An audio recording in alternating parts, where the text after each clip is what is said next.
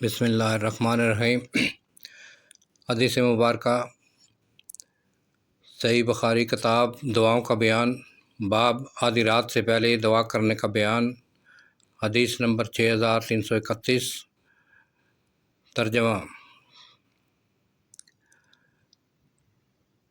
عبدالعزیز بن عبداللہ، مالک بن شہاب، ابو عبداللہ، ابو سلمہ عبد الرحمن حضرت ابو ہریرہ رضی اللہ تعالیٰ عنہ سے روایت کرتے ہیں کہ رسول اللہ صلی اللہ علیہ وآلہ وسلم نے فرمایا، ہمارا رب تبارک تعالیٰ ہر رات کو آسمان دنیا پر اترتا ہے جب کہ آخری تہائی رات باقی رہتی ہے، اور فرماتا ہے کہ کون ہے جو مجھ سے دعا مانگے تو میں اس کی دعا قبول کروں،